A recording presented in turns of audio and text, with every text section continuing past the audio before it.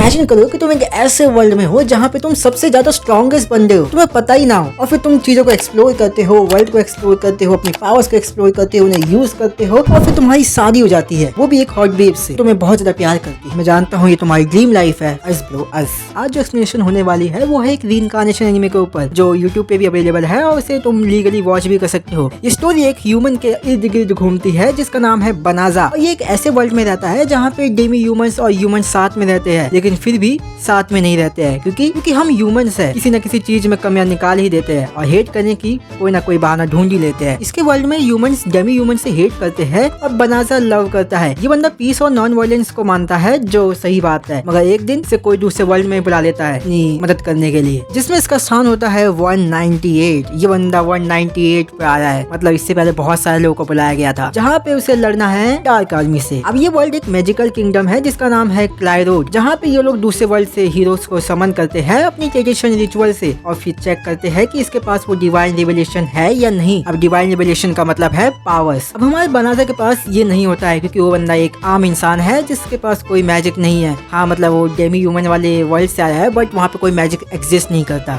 Strange right? Strange तो doctor है ना। मगर दूसरी तरफ एक बंदा है जिसके पास लेवल 999 की डिवाइन रिवेलेशन है, मतलब बहुत ज्यादा पावरफुल, और ये सबको चौंका देती है। सब उसके पास जाते हैं और ये उम्मीद लगाए हुए है कि वो डार्क आर्मी से लड़ सकता है और जीत जाएगा, और उधर का राजा इस बंदे को गोल्डन नाइट घोषित कर देता है। अब बनाजा तो इनके कोई काम का नहीं रहा है, तो वो रिक्वेस्ट करता है कि उसे अपने वर्ल्ड में वापस से भेज दो, बट वो ऐसा नहीं कर सकते हैं क्योंकि वो दरवाजा जिससे वो यहाँ पे आया है वो बंद हो चुका है और इसे खोलना मुश्किल होगा। ले बेटा, फंस गया ना यहाँ पे। लेकिन इस चीज का भी एक उपाय है। कासल से दूर कहीं और जंगल में एक जगह है जहाँ पे वो चाहे तो अपनी जिंदगी जी सकता है। अब वो वहाँ जाने लगता है एक चैरियट में, जिससे उसे 20 दिन लग जाते हैं, और जब वो उस जंगल में आ जाता है तो उसे एक थैला दिया जाता है जिसमें वेपन और मनी दोनों होते हैं। उसके सर्वाइवल के लिए एक 4 डायमेंशनल पॉकेट बोल सकते हो तुम इसे, डोरेमोन का। जब वो आगे बढ़ता है तो वो उस जंगल में उससे तलवार निकालता है, सिल्वर स्वॉर्ड। ओके ठीक है, एक मिनट, सिल्वर स्वॉर्ड, ये डोरेमोन के ऊपर ही चला, और तभी उस पर कुछ स्लाइम्स हमला कर देते हैं और उसका लेवल बढ़ जाता है इन्फिनिटी तक। ये इन्फिनिटी का ही साइन है ना सच में भाई?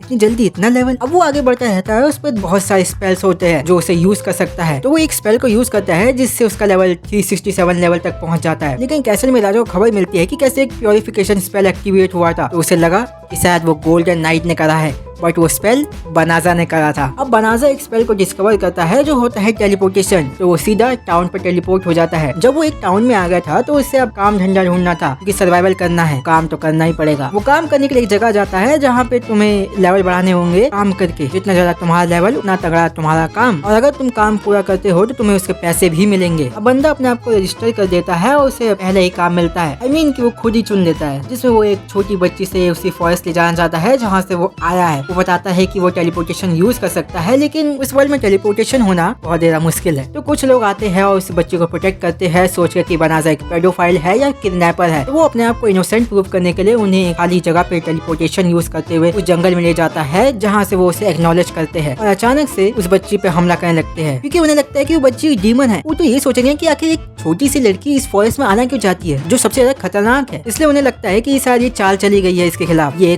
कोई डीमन वीमन है। वो बच्ची अपना असली रूप दिखाते हुए उन सबको अटैक कर देती है, बट बनाजा उन्हें बचा लेता है अपने टेलीपोर्टेशन की मदद से। अब वो फेनरिस यानी कि उस डीमन से लड़ने वाला होता है, तो वो सारे स्पेल्स को एक साथ यूज करना चाहता है। भाई साहब सच में ओवर पावर्ड हो गया ये तो। जब वो उन्हें यूज करता है तो वो उससे चीज से लड़ता है आसानी से और कैच भी कर लेता है, जिसपे फेनरिस की मैजिक खत्म हो रही थी, लेकिन फिर भी वो अपनी ताकत लगा रही थी लड़ने के लिए। बनाजा भैया को कोई ना कोई स्पेल यूज करना होगा, और वो है स्पेल सब्जुगेशन, मतलब कि किसी को कंट्रोल में रखना विद वॉयलेशन। और हमारे बनाजा भैया वॉयलेशन के बिल्कुल खिलाफ है, अहिंसा परमो धर्मा। आई एम विद यू बनाजा भैया, आई एम विद यू। लेकिन वो ऐसा नहीं करना चाहता है। फेनरिस की मैजिक खत्म होने के बाद वो हार मान लेती है और कहती है कि उसे मार दो, बट वो ऐसा नहीं करता है और उसे छोड़ देता है। वो कहता है कि उसके लिए डीमन हो या ह्यूमन, हर किसी की लाइफ मायने रखती है। यहाँ पे किसी को मारने नहीं आया है, और इसी बार से फेनरिस अपने ह्यूमन फॉर्म में आ जाती है जहाँ पे वो नेक्ड है। हमारे बनाजा भैया उसे अपने कपड़े देते हैं जिससे वो उसे ढक सके। जब फेनरिस ठीक हो चुकी है, क्योंकि हमारे बनाजा भैया ने उस पे हीलिंग स्पेल यूज करा था, वो उसे मास्टर मानने लगती है कि लुपाइन यानी कि डीमंस के लिए मास्टर के लिए जीना ही सब कुछ होता है। वहीं दूसरी तरफ कासल में गोल्डन नाइट की हालत खराब है, क्योंकि जब वो बैटल फील्ड में गए थे तो वहाँ की हीरो की आर्मी गायब हो चुकी थी, मतलब कि अटैक हुआ था उन पर। जब राजा ने मंत्री से पूछा कि आखिर इसका परफॉर्मेंस कैसा था बैटल फील्ड में, वो बताता है कि ये डरपोक है, ये बंदा पीछे रहा था हाँ, और आर्मी को सबसे आगे रख रहा था। हीरो होने के बावजूद भी ये बंदा बहुत ज्यादा डरपोक की तरह बिहेव कर रहा था। गोल्डन नाइट अपने आप में ही सोचता है कि इतना ट्रेनिंग करने के बाद भी उसका लेवल बढ़ नहीं रहा है। तभी एक लड़की पीछे से आती है और उसकी सर्वेंट होती है, और अब दोनों साथ में चले जाते हैं कहीं पे। हाँ मैं जानता हूँ कि कहीं जा रहे हैं, जानता हूँ कहाँ जा रहे हैं, मैं जानता हूँ तुम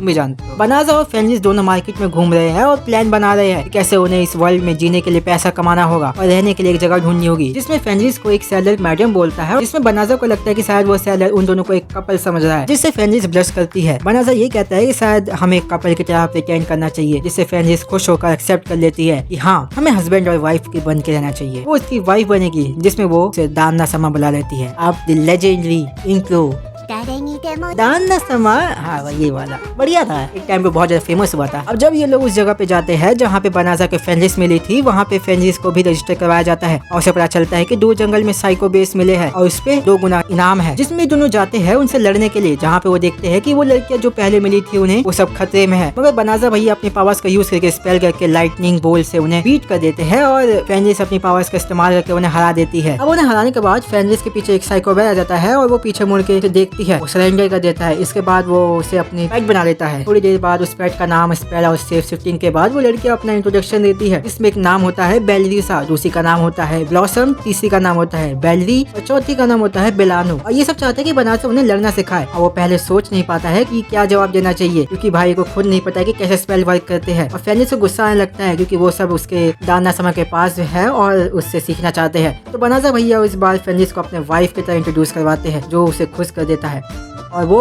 उसे बोलती है कि हाँ सिखा दो, मतलब कि जेलसी चल रही थी यहाँ पे। वहीं दूसरी तरफ डार्क वन जो इस स्टोरी का मेन विलन है, वो इस बंदे को पता चलता है कैसे फॉरेस्ट में प्योरिफिकेशन हुआ है, तो वो चाहता है कि उस बंदे को के पास लाया जाए कैसे भी करके। एपिसोड खत्म। अगर एक्सप्लेनेशन अच्छा लगा हो तो सब्सक्राइब कर दो, लाइक कर दो, मैं इसके और भी एपिसोड का एक्सप्लेन करने वाला हूँ। तब तक के लिए बाय।